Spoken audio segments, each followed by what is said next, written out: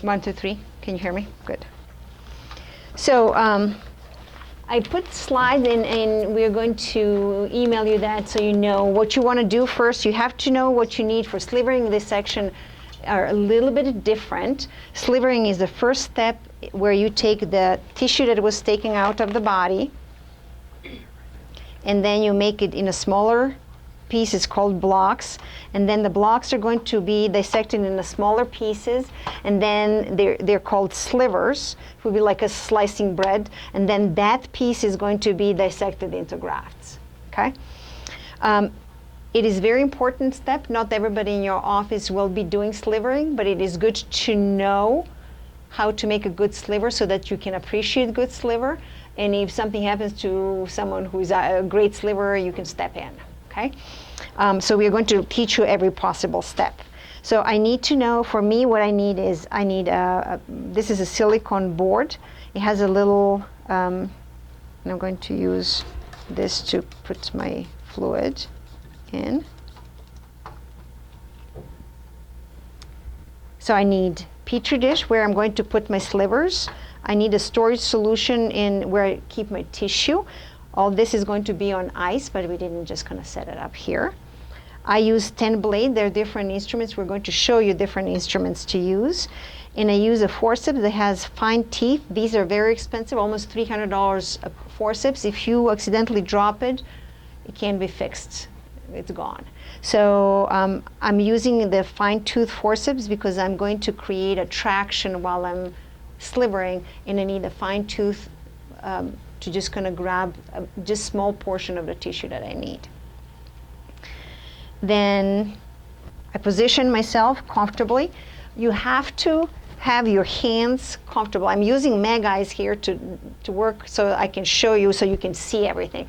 I'll demonstrate slivering there, but I want you to know the proper technique. So once you set up, this is how I hold my instruments. I'm holding them where my hands are resting.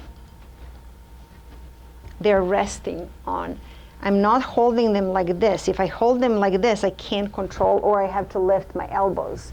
So I rest my instrument on my hand, and I have a minute movement I can manipulate with the tip of my index finger if I need to maneuver my blade around.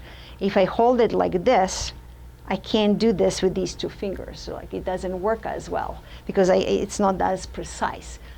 So this is how I'm holding. I'm resting. If I hold it like this, then I can't, it doesn't give me enough rest. So my shoulders are relaxed. If I'm comfortable, I can last forever. And I'm efficient. If I'm not comfortable, I'm fighting the discomfort and trying to be efficient. It doesn't work that way. Then I take a tissue, and then I orient a tissue in a certain way. So here is pointing this way. And I examine first the tissue, and here is going that way. Okay, so and I need to position it so it goes away from me. Then I take 2 needles. Why is that? Why 2 needles? Huh? No, why do you place it with the hair growing away from you? Okay, so because I'm glad you asked it, although I would have explained later, but I'm going to pin this and I'm going to explain why. When I'm slivering, now I'm going to take my forceps and my blade, and I'm going to open this as I'm progressing with my blade.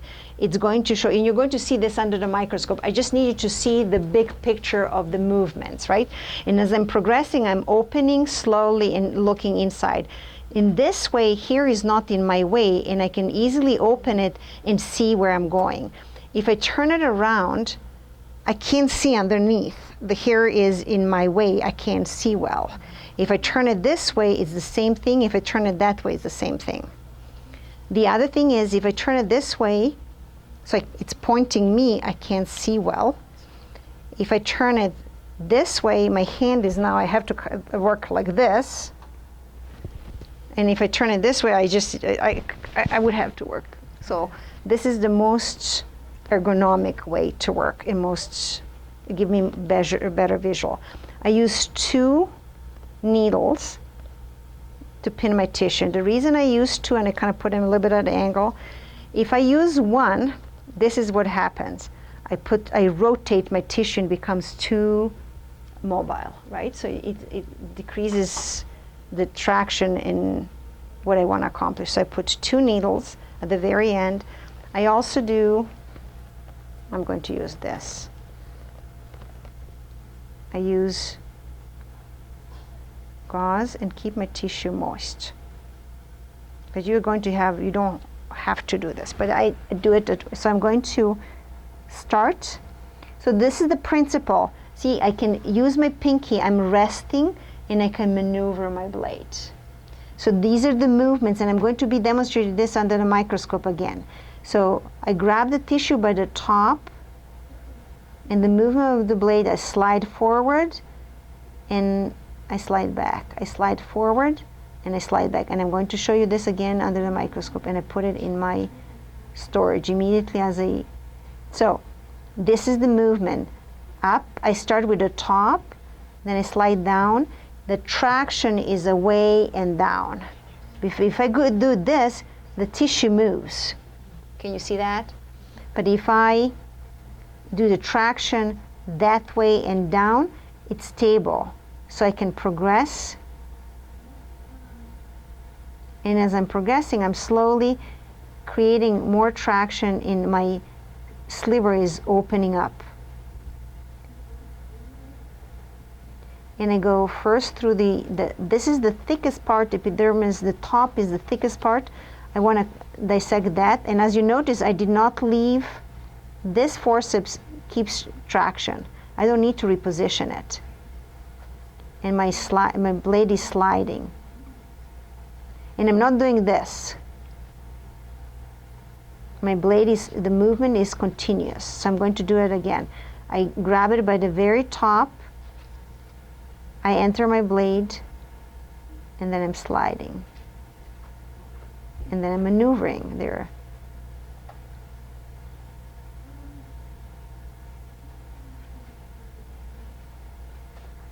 And then I'm continuing. My blade, it never left totally the tissue. It goes up and down, but never this. The other thing I can do is I can slightly lean the blade against this side, so as if it's kind of allowing the edge of the blade to dissect. So the objectives are, I create a traction with the left hand, I slide my blade with the right hand. It's minute movement to maneuver blade between the hair follicles. The moment I free my sliver, it goes into storage, and all the hair groupings, all follicular units have to be intact, which means my blade needs to go in between them and leave one single row of follicular units in the sliver. Okay, let's see what I have there written, and what do we need to talk about. So we said, what do you need as the instruments, how you orient your tissue, how to hold the instrument, you grasp the top, traction away and down, and then you slide your blade, single row follicular units. Keep constant traction. I'm going to show you, you can reposition, but don't do this. And then grab again. And you go and grab again. And then you go and then grab again. So see how much time I'm wasting? Mm-hmm. You may reposition once or twice, but when you're repositioning the same thing, you're going to reposition closer to the top. So what I find is sometimes I can't reposition like this unless my bottom portion is totally freed. So now I free the fat layer. Now I can reposition it. See what I did? I held my blade in between. Now I reposition and I continue. Fewer movements, save time. Faster you sliver and dissect, the better it is for the patient. And I realize I don't have tongue blade. I'll use this. Can we see what else do I have there? Do I have anything? Always make sure that you have sharp instruments. If I don't have a sharp instrument, it doesn't slide through the tissue. I have to force the blade, and by forcing the blade, I have more chances of damaging something. Always handle this with care. Tina, do I have you somewhere here? Are you? Can I have a tongue blade? I realize I didn't prepare, I need to show them. So we have to change the plate frequently? Yes, so I'm going to do something for you. I'm going to give you a dull blade. Each of you are going to try a dull blade and a sharp blade so you know what it feels like when your blade is getting dull. Good, thank you. So then, when we do dissection, during the dissection, as much as I pin the tissue when I'm doing the slivering, in dissection, I'm going to show you once again all this under the microscope. In the dissection, I have to orient the tissue. Let me see which sliver I have. This one.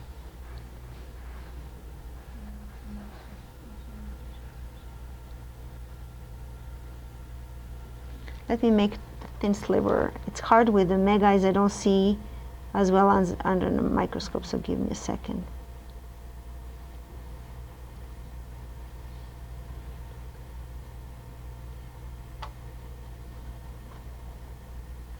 So I visualize the path of the blade as I'm slivering.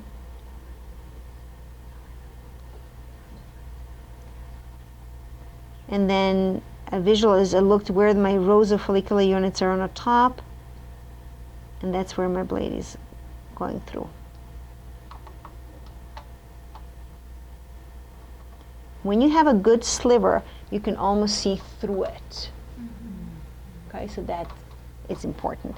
So then when I'm dissecting this, has to be sprayed all the time. You spray, and then when I'm orienting, it will be a similar idea this way. Hair has to, if I'm a right-handed person, the hair in a sliver should point this way, because look at this. My hand naturally comes like this, right? Mm-hmm. So that means the blade is going to parallel the direction of the skin. If I rotate my sliver so hair points like there, in order for me to line up with this, I have to work like this. I can't. Or I need to rotate a tissue the other way, but I have to rotate in a way where it's more natural for me to dissect. I'm a right-handed person, so I'm going to start from the left and advance and go to the right. So there has to be a consistency what I'm doing. I will start one graft and not leave it until I finish that graft. It won't be like chop, chop, chop, and then I go back and I go back and I go back. So I hold one, and you're going to see me. Hold one, then trim that one. When it's done, I sort it. So it's going to be sorted. This one this one is 1 hair. This one is 2 hair. This one is 3 hair, and they're going to be sorted and grouped by the number of hairs they contain. So as I start, I'm still working by holding the tissue by the top. The fat layer is slightly uneven, so I'm going to trim it evenly. I'm going to start with the first follicular unit. I'm going to line up my blade and then have a firm press down. So the way I line up a blade is, if these are the 2 hairs and I need to cut in between, I line my blade to hug the hair. I'm holding it. So this is my first follicular unit. I'm holding the tissue, I line my blade, and it hugs, and it's a firm cut. Then the next one will be firm cut this way. Okay? Fewer cuts, fewer manipulation, more efficient, better results. So I'm going to have a firm cut and never sewing cut. So I line up and I'm going to show you under microscope you're going to understand, but I line up, my tip of the blade is slightly higher than the sliver. So I'm going to show you how I line it up. The tip is slightly higher. You'll see it on a microscope. It's hard to see. The movements I want you to pay attention to. Straight down. I still hold the graft. Now I'm going to rotate it, examine it. I'm re-grasping it. One more dissection. I'm going to move with my blade gently what is dissected, the extra tissue. I didn't leave my graft. I remove more tissue, and then I put my graft away. So then I'm going to the next one. I'm going to line up my blade, straight cut down. I pull the blade away. I don't just do this. Slightly move it away. I look if I have any fat on the bottom that I need to trim. If I have anything to trim on this side, I rotate my graft, I retrim, and this is a 3-hair graft. Then I'm going to continue, always making sure that everything is clean, and I go with the next one. I'm going to rotate it. You can use your blade to rotate your graft. I use a forceps without teeth for dissection because the teeth sometimes have a tendency to grasp the tissue. So they're a little bit different. I won't use the teeth forceps. It will be straight forceps I use for dissection. In dissection, I orient the tissue. I don't need to pin it. It's one sliver at a time. Tina's technique is she takes sliver at a time, and then every 12 minutes to transfer grafts. My technique is every 3 to 5 slivers you count and transfer grafts. But you always take one at a time to put on your tongue blade to dissect. If you leave them out too much, they dry. Constantly spraying, constantly spraying. Your grafts have to be hydrated, follicular units intact. Your slivers have to be hydrated, follicular units intact. When you're dissecting, since the movement is harsher, you're pushing hard against the tongue blade. It doesn't need to be really hard, and when you're pulling your blade away, it doesn't have to really drag through it, because otherwise you're dulling your blades. Now you're spending time changing your blades too often. Once again, it's tiny, this movement. It's a straight cut, slide the blade, and then reposition. Okay? And then one more thing I'm going to show you with the trimming, and I'm going to do this under the microscope. When I'm trimming sometimes is, I may come on this side of the graft, trim with the blade, and then with this forceps remove extra tissue. Good? Okay, so you're going to have a grapefruit skin. Each of you is going to get a grapefruit skin to practice. And then what we're practicing on this grapefruit skin is proper hand movement, how to hold the instruments, how to position your body. And the reason we give you this grapefruit skin is because it has this difference of the top and the bottom. So you know that you always have to hold it by the top.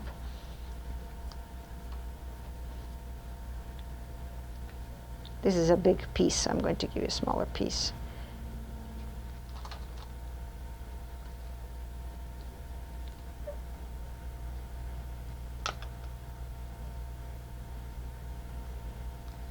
And then you're going to hold it by the top, come at the corner with your blade, and then you're slightly opening. And this grapefruit skin is, this one is not cooperating. Let me see. Yes. And then since there are little these pores, you can play and make your slivers to be as thin. And then slowly opening. I'm going to evaluate this. I'm going to evaluate your hand movement. We're going to evaluate the thickness of these slivers. Whatever you make out of the grapefruit skin would have to be thin and even thickness. So I don't want to see this. Let me show you.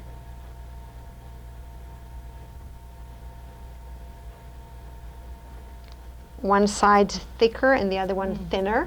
So it's like a wedge. It has to be a sliver. So you learn how to use the grapefruit skin for that.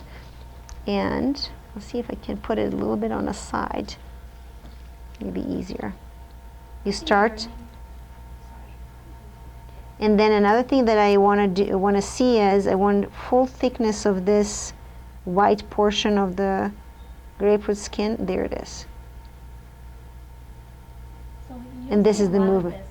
In the microscope, we have a teaching microscope, so you'll have it on the screen, so you'll see it in detail. You'll see everything in detail. But the basic hand movement, body position, the orient, when you're putting the tissue for slivering, hair goes that way, and when you're putting slivers, hair goes that way. And you will see that under the microscope. And then you'll practice this until you get used to microscope, and then we'll move to the cadaver tissue in the afternoon. Each of you will get, each of you will get the piece to the sliver, and then you make grafts, and you're going to place your grafts. Uh-huh. In me. Lunchtime. Lunchtime? Good. Thank you.